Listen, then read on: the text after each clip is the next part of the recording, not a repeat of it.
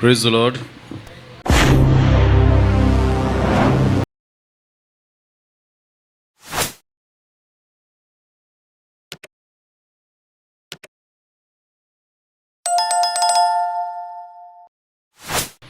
परमेश्वर का धन्यवाद हो, उसने एक और अवसर दिया उसके वचन में से सीखने के लिए।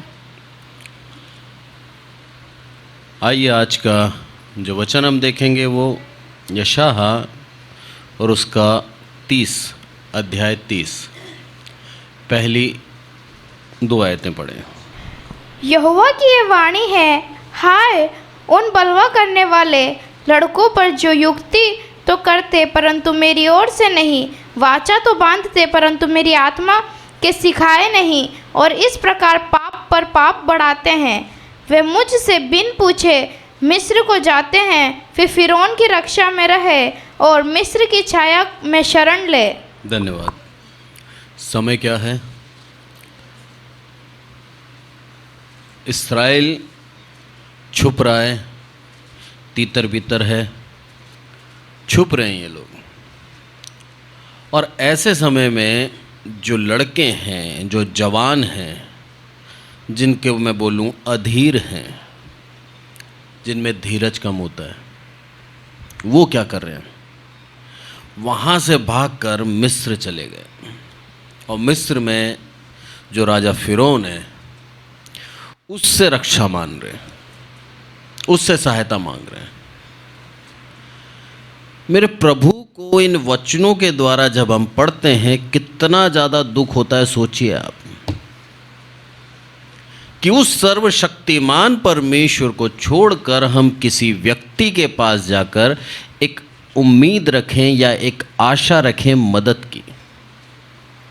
अगर ऐसा जीवन जी रहे हैं हम, तो मेरा प्रभु क्या बोल रहा है? हाय उन पर। बहुत कठिन है।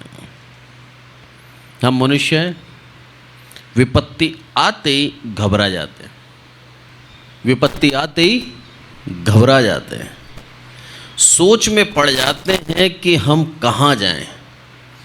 और जो सबसे आसान तरीका होता है मदद का, हमारी एक मनुष्य सांसारिक होने के नाते हम उस मदद के पास जाते हैं। और इस्राएल जो मिस्र के पास में था, उस मिस्र की गुलामी में से परमेश्वर ने इनको छुड़ाया और स्वतंत्र किया। आज ये वापस वहाँ पर जा रहे हैं और अपने आप को बचाने की कोशिश कर रहे हैं। पर मेरा प्रभु क्या बोलता है? हाय उन पर। क्यों? सबसे बड़ा कारण क्या था मालूम है? मेरी आत्मा के सिखाए बिना ऐसा करते हैं।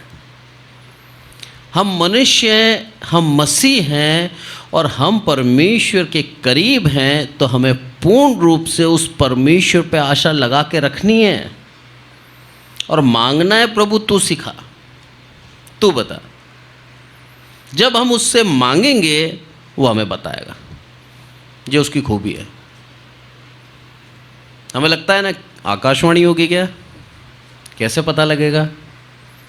वो बताएगा। आपका विवेक, आपकी आत्मा बोलेगी जो कर रहा है वो सही कर रहा है, करते जा। वो कब होगा? जब हम उसके साथ जुड़ जाएंगे, अपनी आत्मा को उसको दे देंगे और कहेंगे कि प्रभु तू अब मेरे जीवन का प्रभु बन जा और अब से तू मेरे जीवन पे प्रभुता कर।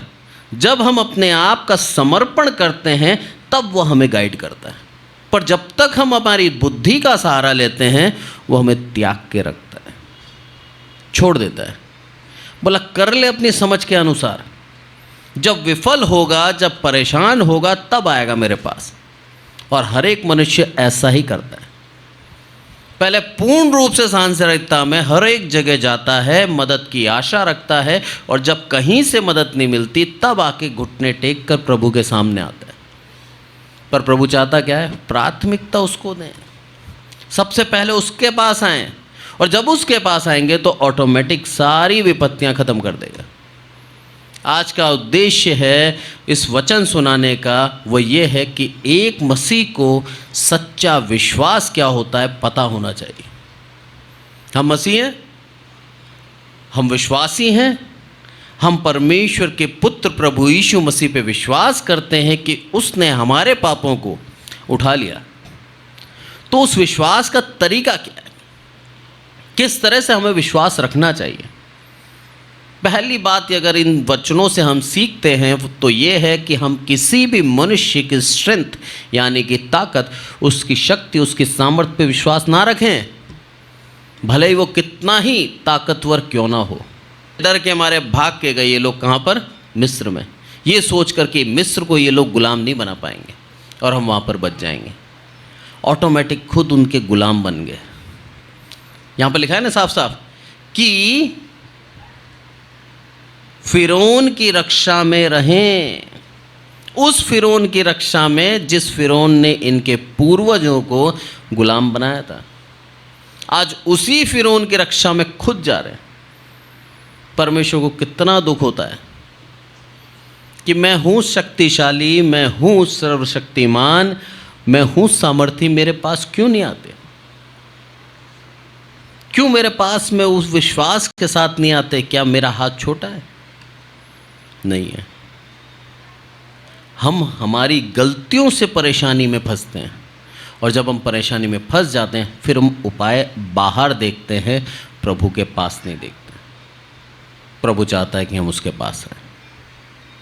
आगे जब पढ़ते हैं यहाँ पर क्या बोला है, यहाँ पर सबसे पहले कि यहोवा की ये वाणी है। यशायाह बोलता है पहली आयत में, यहोवा की वाणी है, मैं खुद नहीं कह रहा, यहोवा की वाणी है, हाय उन बलवा करने वाले लड़कों पर जो युक्ति तो करते हैं पर मेरी ओर से नहीं, समझ चला रहे हैं, नए नए प्लान बना रहे हैं पर मेरी ओर से नहीं बना रहे। मैंने नहीं बोला उनको, मैंने नहीं बोला, अपनी इच्छा से वो कार्य कर रहे हैं। जब हम हमारी इच्छा से कार्य करते हैं तो हम पहली विपत्ति से बड़ी विपत्ति में फंस जाते हैं, क्योंकि हमने हमारी इच्छा पूरी करी। प्रभु नहीं चाहता कि हम हमारी इच्छा पूरी करें। प्रभु से मांगें और उसकी इच्छा पूछें हमारे जीवन से क्या है। जब हम पूछेंगे ऑटोमेटिक प्रभु हमें बताएगा और चाहेगा कि हम उसकी इच्छा के अनुसार चलें। भला वो क्या करते हैं? अपनी ही ओर से नहीं, मेरी ओर से नहीं, अपनी इच्छा पूरी करते हैं। वाचा तो बांधते परंतु आत्मा के सिखाए नहीं। वाचा बांध रहे हैं पर आत्मा के सिखाए नहीं बांध रहे। इन्होंने वाचा बांधी थी परमेश्वर के साथ, दोनों के एग्रीमेंट हुआ था, और उस पर महान परमेश्वर ने एक मनुष्य के साथ एग्रीमेंट करा और क्या बोला कि तुझे मैं पूर्ण रूप से सुरक्षित रखूँगा, हर एक प्रकार से मैं तेरे को समृद्ध करूँगा, हर एक आशीष मैं तुझे दूँगा, और मैं तुझे गाइड करूँगा और तुझे एक महान जाति बना दूँगा। ये वादा था, एक वाचा बांधी थी। उसके विपरीत हमें क्या करना था? हमें सिर्फ और सिर्फ इसको परमेश्वर करके मानना था। वही नहीं हुआ, वहीं विश्वास में चूक गए, वहीं सोचने लगे कि परमेश्वर करके मानते हैं और अगर हमें नहीं मिला तो विपत्तियों में पड़े। इनके अविश्वास के द्वारा, इनकी गलतियों के द्वारा, इनके अन्याय के द्वारा।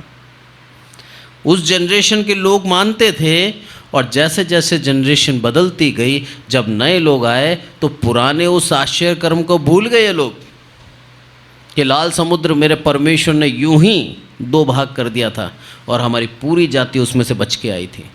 भूल गए उस आश्चर्य कर्म को। होता है कई बार हमारे जीवन में भी, जो आश्चर्य कर्म हमारे जीवन में हो चुके हैं, जो भलाई के काम हमारे जीवन में परमेश्वर कर चुका है, हमें भूल जाते हैं।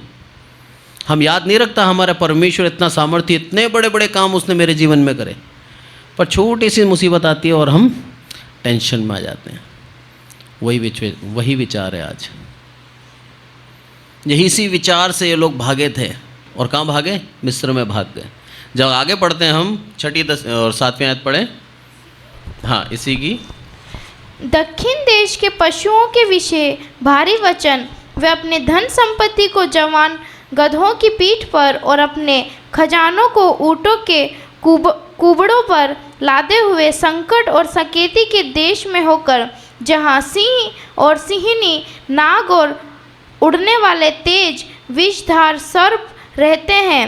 उन लोगों के पास जा रहे हैं जिनसे उनको लाभ न होगा, क्योंकि मिस्र की सहायता व्यर्थ और निकम्मी है। इस कारण मैंने उसको बैठी रहने वाली रहब कहा है। क्या बोला? कहाँ जा रहे हैं? जहाँ पर सिंह है, सिंहनी है, नाग है। अरे ख़त्म कर देंगे तुम्हें, पर तुम उसी दिशा में जा रहे हो। कई बार होता है हमारे जीवन में, जहाँ पर हमें सहायता दिखती है, हम ये नहीं सोचते वो सहायता कुछ पल की है, बाद में हमें नुकसान देगी, पर हम तुरंत चले जाते हैं। और यही हुआ, भागने लगे लोग। सब कुछ लिखा है ना यहाँ पर कि पशुओं के विषय भारी वचन कि वह अपनी धन संपत्ति जवान गधों के पीठ पर और खजानों के क्या करा, ऊंट की कुबड़ों के ऊपर बांधकर सब कुछ ले लिया। और जा कहाँ रहे हैं? उस जगह जा रहे हैं जहाँ इनका अहेर होने वाला है, जहाँ इनका शिकार होने वाला है। सिंह छोड़ेगा कभी? नहीं छोड़े। जवान सिंह जिसकी अंदर सामर्थ्य है, शक्ति है शिकार करने की, वो छोड़ेगा कभी? नहीं छोड़ेगा। नाक कभी डसने से बाज आएगा? नहीं आएगा। बोले बताया ये धूर्त हैं, और जिस तरह से सिंह होता है फाड़ खाएगा, वैसे तुम्हें ख़त्म कर देंगे। तुम कहाँ जा रहे हो? मुझ पे विश्वास रखो। प्रभु आज भी यही चाहता है हमसे कि उन परेशानी को देखकर हम इधर उधर ना भागें, तितर बितर ना हो, उस प्रभु के ऊपर विश्वास रखें। प्रभु हमको उसी स्थान पर स्थिर रखेगा। भागते हैं ना हम लोग, परेशानी आने लगे, जॉब पे दिक्कत आने लगी, छोड़ो दूसरी करेंगे। पता लगता है कि पहले से भी बुरी परिस्थिति हो गई, कहाँ जाएंगे फिर? आपको मालूम है जब नया नया कोचिंग खुली थी कोटा के अंदर, बड़ी एक नामचीन कोचिंग आई कोटा के अंदर, और उससे पहले जो कोचिंग चल रही थी उसकी सारी फैकल्टी को उन्होंने अच्छे दामों में ख़रीद लिया। जानबूझ के नाम नहीं बोल रहा मैं, खरीद लिया साहब। पुरानी कोचिंग की फैकल्टी खाली होने लगी क्योंकि अच्छे दाम में उनको तनख्वाह मिल रही थी। वो लोग छोड़ छोड़ के नई कोचिंग की तरफ गए। 6 महीने बाद जिन लोगों को बुलाया था उसकी छटनी स्टार्ट होने लगी। सोचिए आप, पुरानी जॉब छोड़कर नई जॉब पकड़ी थी ये सोचकर कि हम ज़्यादा कमाएंगे, और हुआ क्या, 6 महीने बाद छटनी चालू होने लगी। और एक समय आया, साल भर बाद बेरोजगार कर दिया। वही परिस्थिति थी ये। सोचा था खजाना लेके जा रहे हैं, डबल करके लाएंगे, पर हुआ विपरीत। प्रभु बोलता है गलत जगह जा रहे हो तुम, अरे ख़त्म कर देंगे तुम्हें। विश्वास रखो मुझ पर और उसी जगह पर रहो, मैं तुम्हें वहीं आशीष दूंगा। मेरे अंदर सामर्थ्य है, वो मेरी सामर्थ्य पे विश्वास करो। जब उस विश्वास के साथ तुम स्थिर रहोगे तो उसी जगह पे तुम्हें आशीषित करूंगा, भले ही तुम्हारे शत्रु तुमसे कितने भी प्रबल क्यों ना हो, कितने ही बड़े क्यों ना हो, तुम उनके सामने कुछ भी ना हो, उसके बावजूद भी मैं तुम्हें वहाँ सामर्थ्य देने की शक्ति रखता हूँ। क्योंकि लड़ाई किसकी है? तुम्हारी नहीं, लड़ाई मेरी है। साफ बोलता है वो दूसरे इतिहास के 20वें अध्याय के अंदर, यहोशापात राजा से बोलता है वो कि लड़ाई किसकी है? तेरी नहीं, लड़ाई मेरी है। डरना नहीं है। वो डरा क्यों था? क्योंकि मिद्दानियों ने, अम्मोनियों ने और कई जाके मुनियों ने उसको घेर लिया था, और सब एक साथ मिलकर आए उससे लड़ने के लिए। और वो यहोशापात जो इस्राएल का राजा था डर गया। पर परमेश्वर का वो करीबी था, परमेश्वर उससे प्रसन्न था, क्योंकि यहोशापात परमेश्वर के नज़दीकी में बना हुआ था। परमेश्वर ने क्या बोला उसको मालूम है? डर मत, लड़ाई मेरी है। यहाँ पर भी प्रभु यही सिखाता है यशायाह के अंदर, बोला डर मत। बोला क्यों डर रहा है तू? क्यों भाग रहा है? क्यों स्थान छोड़ के भाग रहा है? उसी स्थान पे रहे और उस विश्वास के साथ रहे, क्योंकि मैं तेरे संग हूँ। यही प्रभु सिखाना चाहते हैं हमें। आएंगे शत्रु हमारे प्रबल होकर हमें नीचे गिराना चाहेंगे, गिरा नहीं पाएंगे। नबी आयत पढ़े।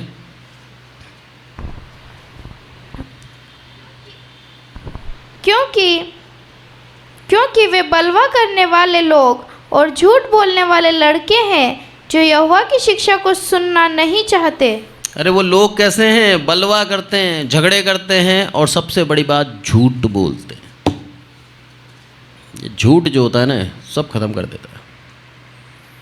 बोला वो झूठ बोलते हैं, सबसे बड़ी बात। और क्या करेंगे वो? जो यहोवा की शिक्षा को सुनना नहीं चाहते, ना चाहते हैं ना किसी को सुनने देते हैं। यही है आज का मसीह। कई जगह ना सुनता है ना सुनने देता है। प्रभु नहीं चाहता ऐसे मसीह बने हम। प्रभु नहीं चाहते कि हम बलवा करने वाले बने। प्रभु चाहता है हम मेल के साथ प्रभु यीशु मसीह के ऊपर विश्वास रखें। यही चाहता है प्रभु। परिस्थितियां आएंगी पर हमें विश्वास रखना है पूर्ण रूप से। और क्या बोला यहाँ पर कि वो ना केवल खुद ऐसे हैं बल्कि यहोवा की शिक्षा को सुनना नहीं चाहते। वह दर्शियों से कहते हैं दर्शी मत बनो, और नबियों से कहते हैं हमारे लिए ठीक नबुवत मत करो, हमसे चिकनी चुपड़ी बातें बोलो और धोखा देने वाली नबुवत करो। सही सही मत बोलो हमसे, हम सुनना ही नहीं चाहते। हमारे कमियों को उजागर मत करो, हमारे अविश्वास को मत दिखाओ, चिकनी चुपड़ी बातें करो जो हमें अच्छी लगती हैं। मस्का पॉलिश वो करो। बोला करो हमारे से मस्का पॉलिश, ऐसी ऐसी नबुवत करो जो क्या है, चिकनी चुपड़ी हैं। कितनी गलत बात है ना। एक नबी है, परमेश्वर का दास है, वो परमेश्वर की बात ना बोलकर अपनी इच्छा से उसको प्रसन्न करने के लिए बोले। कितना बड़ा दुर्भाग्य उस नबी के लिए। बोलता है ऐसे करो। और कई नबी करने भी लगे थे, परमेश्वर उनके लिए बोलता है हाय उन पर कि अपनी इच्छा से बोल रहे हैं, मैंने नहीं बोला उनको, और मेरा नाम लेके कहते हैं। उनके लिए लिखा है मीका के अंदर, ऐसे जो अगुए हैं उनको सत्यानाश कर डाला जाए। प्रभु चाहता है ऐसे अगुओं को ख़त्म कर देना जो अपनी इच्छा से कह रहे हैं। हमें एक वचन दे रखा है, ये पवित्र शास्त्र, इसी के अकॉर्डिंग बोलना है। पसंद आए ना आए, अच्छा लगे ना लगे, विश्वास में बढ़ाना है, कमियों को बताना है। यही कार्य है एक अगुवे का। पहले तो दिखाया कि किस तरह से उन लोगों ने व्यर्थ विश्वास रखा उस व्यक्ति के ऊपर जो एक इंसान है, उस सर्वशक्तिमान परमेश्वर को छोड़कर एक मनुष्य पे विश्वास रखा। उसके बाद में यहाँ पर बताया कि वो अनाज्ञाकारिता में थे। यही कारण था उनका विश्वास ना होने का। जब हम आगे बढ़ते हैं 12वीं आयत में, तो क्या बोलता है यहाँ पर? इस कारण इज़राइल का पवित्र यूँ कहता है, तुम लोग जो मेरे इस वचन को निकम्मा जानते और अंधेर और कुटिलता पर भरोसा करके उन्हीं पर टेक लगाते हो, इस कारण यह अधर्म तुम्हारे लिए ऊंची दीवार का टूटा हुआ भाग होगा जो फट कर गिरने पर हो, और वह अचानक पल भर में टूट कर गिर पड़ेगा। धन्यवाद। बोला रीज़न क्या है? एक ऊंची दीवार का टूटा हुआ टुकड़ा मान लो आप, क्योंकि तुमने मुझ पे विश्वास नहीं किया। परमेश्वर ने इस्राएलियों को कई प्रकार से उनका साथ दिया, कई प्रकार से उनको बताया कि परमेश्वर खुद उनका अगुवा है। और जब पूरी यात्रा थी तो 40 वर्ष तक आप सोचिए कितना ज़्यादा प्रेम रखता था वो। प्रतिदिन मन्ना देता था, जब इनको मांस खाने की इच्छा होती थी बटेरे दे देता था, और जहाँ ये स्थिर होते थे उस मिलाप वाले तंबू में आकर बताता था मैं तुम्हारे साथ हूँ। कितने ज़्यादा ये सौभाग्यशाली थे, सोचिए। परमेश्वर का आत्मा इनके साथ साथ चल रहा है। उसके बावजूद भी ये बार बार परमेश्वर के सामने बलवा करते थे, बार बार कुड़कुड़ाते थे। मूसा परेशान था। फिर उसके बाद इन्होंने परमेश्वर ने जो वादा किया था सेम टू सेम वैसा किया। इनको कनान देश दे दिया, जो आज इस्राएल जहाँ पर बसा हुआ है वो दे दिया।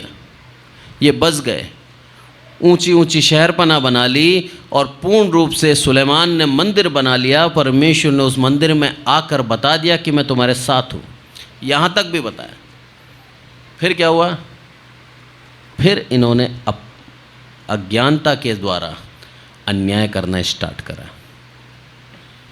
जब सब मिल जाता है ना, हम उसको भूल जाते हैं। यही कारण है प्रभु हमारे अंदर कमी रखता है। और धन्यवाद दें, जब तक कमी है घुटने टिक रहे हैं। कमी नहीं होगी ना, घुटने भी नहीं टिकेंगे। फिर हम अहम से भर जाएंगे और हम अपने सामने वालों को, अपने आसपास वालों को अपने से नीचा समझने लग जाएंगे। बहुत बड़ा दुख है, पर यह सच्चाई है। हम धन्यवाद दें उसका कि प्रभु तूने कमी दी है, भले आर्थिक रूप से हो, शारीरिक रूप से हो या कैसी भी हो, पर वो कमी का हम धन्यवाद दें उसे। वो कमी ही है जो प्रभु के पास लेके आती है। ये कमी थी इनकी विश्वास की, और उसका प्रतिफल क्या हुआ? ये उस गुलामी में चले गए। पर प्रभु बोलता है विश्वास रख, मैं उससे भी तेरे को छुड़ाऊंगा। और उसने छुड़ाया। बेबीलोन के राज्य से इनको बचाया, निकाला इनको सिर्फ विश्वास के द्वारा, जो इन्होंने विश्वास रखा। यहाँ पर क्या बोलता है वो कि इस कारण इस्राएल का पवित्र यों कहता है, तुम लोगों ने मेरे इस वचन को निकम्मा जाना। सबसे बड़ी बात, मैं जो कहता हूँ उस चीज़ को तुमने क्या सोचा है, ये तो किसी काम का नहीं है। हमें ही अपना हेल्प ढूंढनी पड़ेगी। जहाँ हम खुद करने लग जाते हैं कि मैं खुद ऐसा करूँगा, वहाँ पर परमेश्वर हमें त्याग देता है। भला कर ले अपनी शक्ति पे घमंड, अपनी सामर्थ पे विश्वास कर और सारे काम करके दिखा। जब हम हार जाते हैं तब प्रभु हमें बताता है कि मैं पिता तेरे साथ खड़ा हूँ, एक बार बोल। बोला तुम लोगों ने क्या जाना? निकम्मा जाना मेरे उन वचनों को, और अंधेर कुटिलता पर भरोसा करके उन्होंने टेक लगाते हो। अंधेर और कुटिलता, कितना बड़ा दुर्भाग्य था, सोचिए। सिखाया क्या था और सीख क्या गए? बच्चे को सिखाते हैं ना हम, चोरी ना करना, पाप ना करना, झूठ ना बोलना, और होता क्या है, जैसे ही बच्चा किशोर अवस्था में आता है सारे गुण आ जाते हैं उसमें।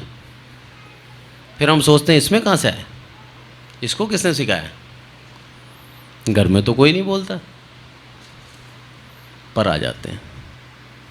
वो हमसे कब झूठ बोलता है, हम भी कई बार धोखा खा जाते हैं। परमेश्वर भी यही कहता है हमसे, सच्चाई के पीछे चलें और उसके ऊपर विश्वास रखें। प्रभु चाहता है हमें एश्योरेंस देना, हमें सांत्वना देना कि वो हमारे साथ है।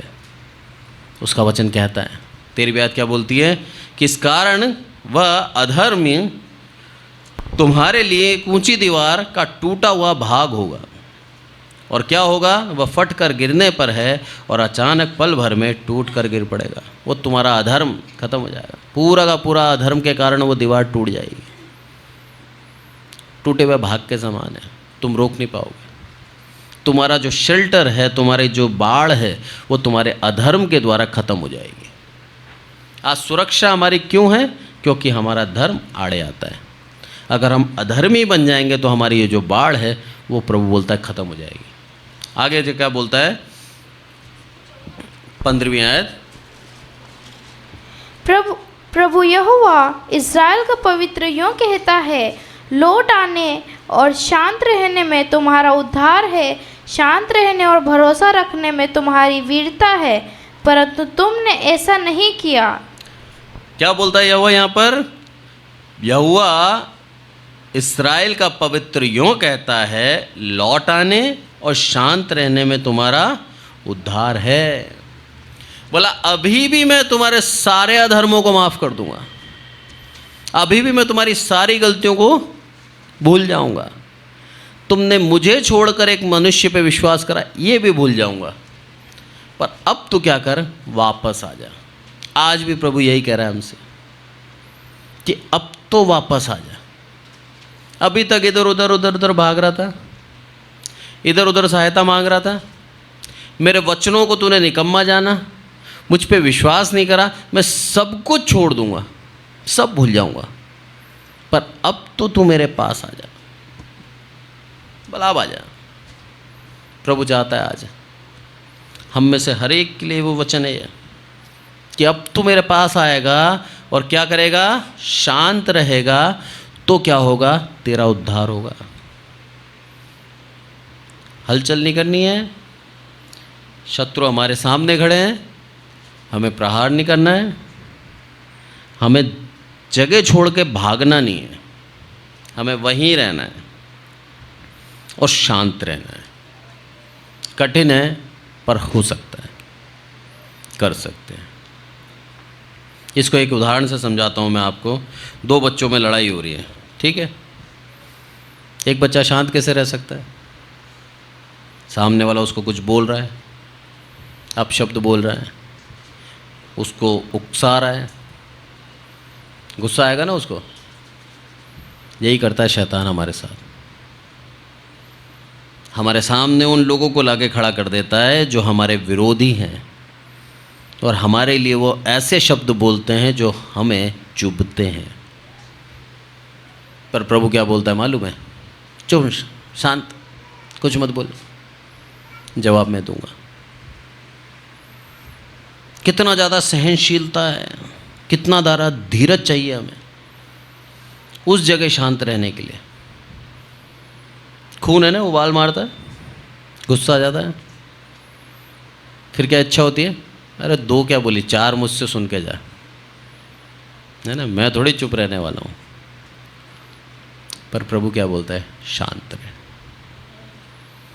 तू बोलेगा, उसके बाद उसको जो मुझे दंड देना है वो मैं नहीं दे पाऊँगा फिर, क्योंकि न्याय तूने अपने हाथ में ले लिया।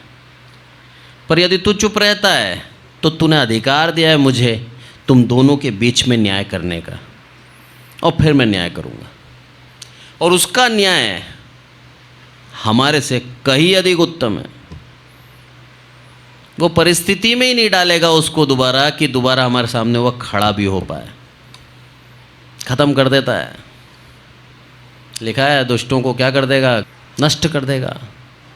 भूसे की खूटी की भूसी होती है ना, उसके समान जला के भस्म कर देगा। राख भी नहीं बनती उसकी बेचारी, सब खत्म हो जाता है। बोला ऐसा कर दूंगा मैं। कब? पर जब तू शांत रहेगा तब। और इंसान शांत कब रहता है मालूम है? जब विश्वास रहता है। एक छोटा बच्चा लड़के आता है और आके अपने घर में चला जाता है। जिस बच्चे से लड़के आया उसका पिता आया साहब लड़ने। बच्चा लड़ता है क्या? बच्चा शांत खड़ा रहता है। अब बात कौन कर रहा है? पिता कर रहा है। बच्चा नहीं बोलेगा, अब बच्चा शांत है। बच्चे को पूर्ण विश्वास है कि जो अब मेरा न्याय करेगा मेरा पिता करेगा। यही सिखाना चाहता है प्रभु आज हमसे कि उस परिस्थिति में तू पूर्ण रूप से विश्वास रख मुझ पर। तेरे शत्रु तेरे पे विजय नहीं प्राप्त कर पाएंगे, परेशान करेंगे, डराएंगे, चारों तरफ से घेर लेंगे, पर उसके बावजूद भी तुझ पे विजय नहीं प्राप्त कर पाएंगे, क्योंकि मैं तेरे संग खड़ा हूं। और मैं कितना ही सुंदर वो दृश्य बोलूँगा एलीशा वाला। आज हमारे साथ हमारा एक स्वर्गदूत खड़ा है हमारी रक्षा के लिए। हमें दिखता नहीं है पर हमारी रक्षा करता है। हमें दिख जाए वो, हो सकता है शायद हम खुद भी भयभीत हो जाएं, हो सकता है। पर एलीशा को देखिए, उसको दिखा, पूरी सेना थी उसके पास, अग्नि में रथ के साथ खड़ी थी। और क्या बोलता है, हे परमेश्वर इस गेजी की आंखें को खोल दे। जैसे उसने आंखें खोली, परमेश्वर ने और गेजी ने देखा चारों तरफ अग्नि में रथ के साथ तलवार लिए सोल्जर्स खड़े हैं। क्या रोमटे खड़े हो गए होंगे उसके, भयभीत हो गया होगा। अरे बाप रे, इतने ढेर सारे हमारे साथ, अरे तो छोटी सी प्रजा है, ये तो जरा से शत्रु हैं। उसके हिम्मत आ गई।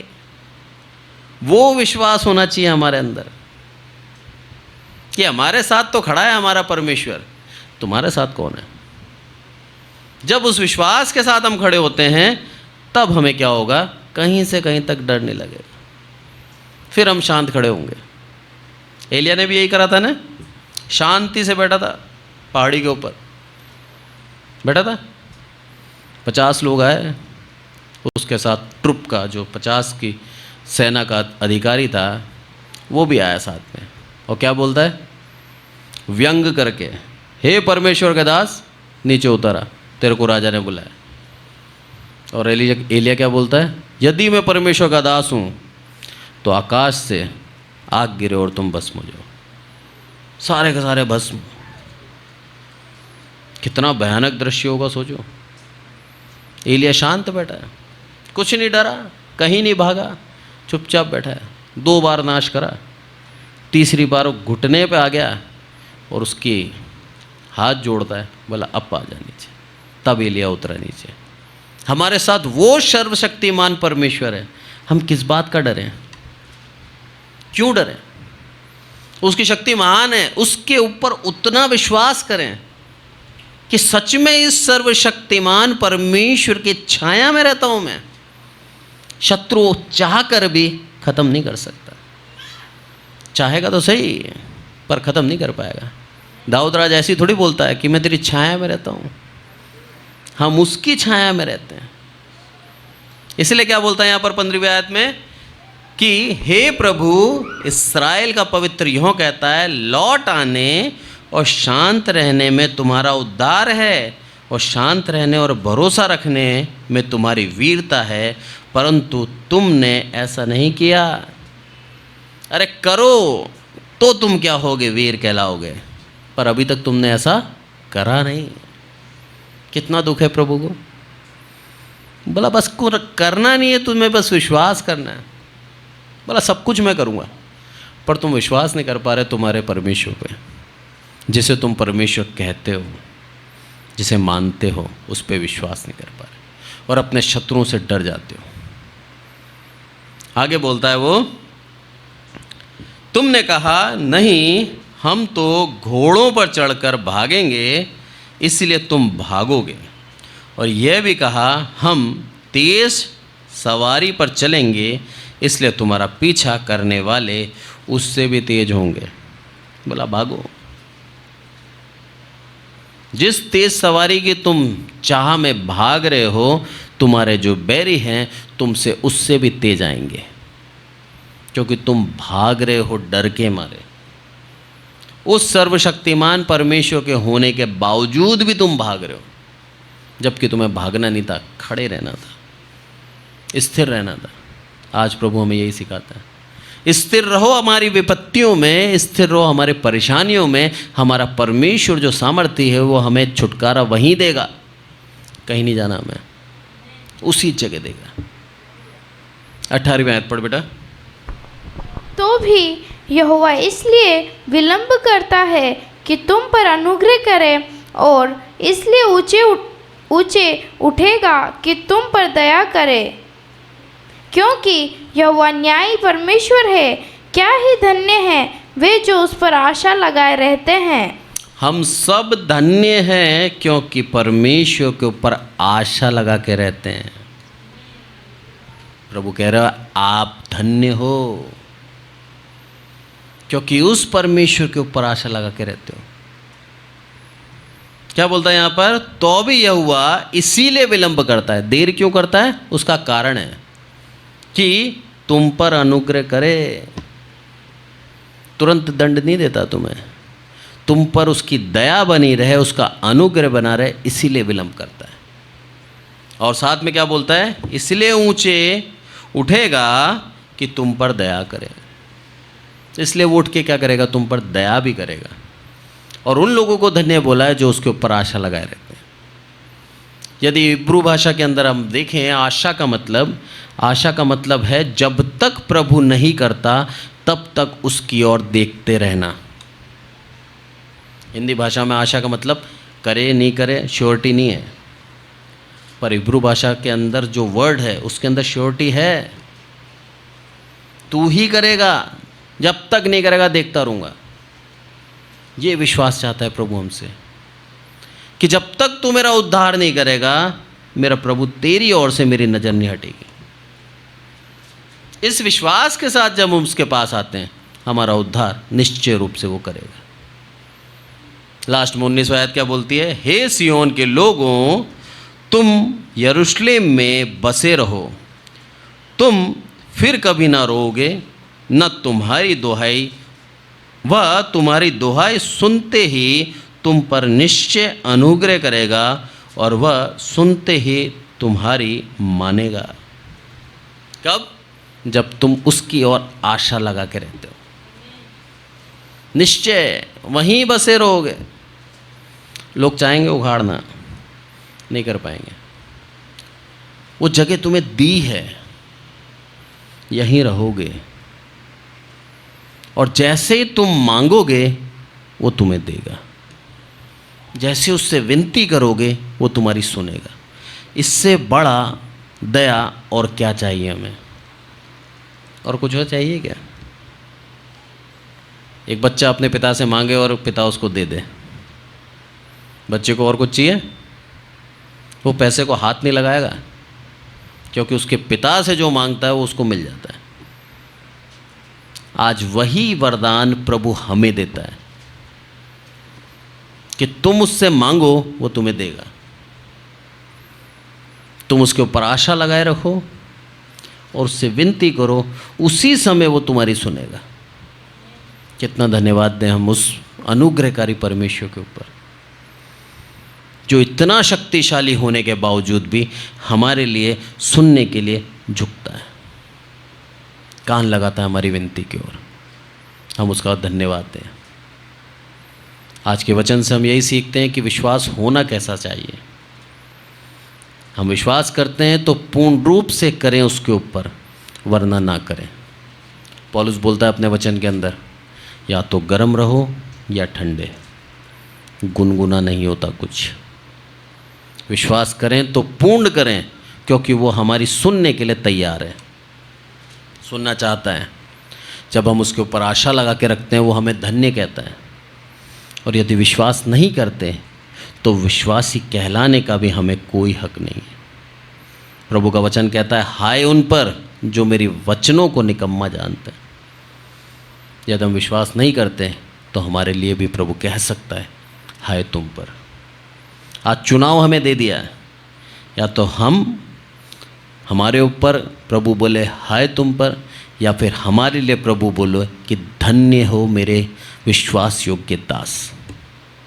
विश्वास रखते हैं तो हम धन्य हो जाते हैं, नहीं रखते तो हमारे लिए प्रभु कहता है हाय।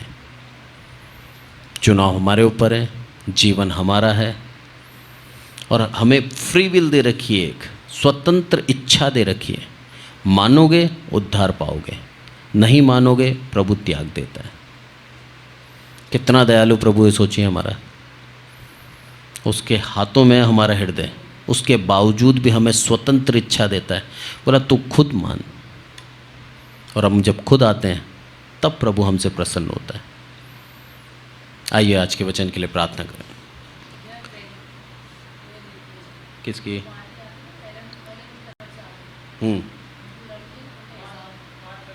पाँच साल, ठीक है। हे हमारे प्रभु, आपका बहुत बहुत धन्यवाद देते हैं मेरे प्रभु। विशेष करके प्रार्थना करते हैं उस बच्ची के लिए जो एलन में पढ़ रही है, उसका एग्ज़ाम है 5 तारीख को। मेरे प्रभु सफल हो मेरे प्रभु, उसकी मेहनत का प्रतिफल आप उसको दें मेरे प्रभु। विश्वास योग्य बच्ची है, पूर्ण रूप से आप पे विश्वास करती है, ना केवल वो बल्कि उसकी माँ और उसका पूरा घराना। आप ही की इच्छा से मेरे प्रभु यहाँ पर आए और बच्ची ने पूरा पढ़ा। सफल होकर जाए मेरे प्रभु, एक अच्छा कॉलेज मिले उसको, यही हमारी प्रार्थना है मेरे प्रभु। आदर महिमा आपको देते हैं मेरे प्रभु। यहाँ उपस्थित हर एक को आपके हाथों में सौंपता हूँ। विश्वास क्या है आज आपने हमें सिखाया मेरे प्रभु, आपका धन्यवाद देते हैं। हम विश्वासी कहलाते हैं तो विश्वासी बने भी हैं। सारी आदर महिमा आपको देते हैं मेरे प्रभु। आप ही के ऊपर आशा लगाए रहते हैं मेरे प्रभु। आप ही की ओर से अनुग्रह और दया हम पर होती है। धन्यवाद देते हैं मेरे प्रभु, आपके हर एक कार्य जो आपने हमारे लिए करे मेरे प्रभु, हर एक आशीष जो आपने हमको दी मेरे प्रभु। हम इसके योग्य नहीं थे मेरे प्रभु, पर आपकी दया के द्वारा आपने हमारी हर एक आशीष को, हर एक आशीष दी आपने। आप वादा करते हैं मेरे प्रभु कि हमारी प्रार्थनाओं को सुनेंगे, हमारी ओर कान लगाते हैं, हमारी इच्छाओं को भी आप जानते हैं मेरे प्रभु। सारी आदर महिमा आपको देते हैं मेरे प्रभु। हर एक प्रार्थना में आपको धन्यवाद देते हैं मेरे प्रभु। प्रभु यीशु मसीह के नाम से मांगते हैं, आमीन। और अब हमारे प्रभु यीशु मसीह का अनुग्रह, पिता परमेश्वर का प्रेम, पवित्र आत्मा की सहभागिता हम में से प्रत्येक विश्वासी के जीवन के अंत तक होती रहे। आमीन, आमीन, आमीन।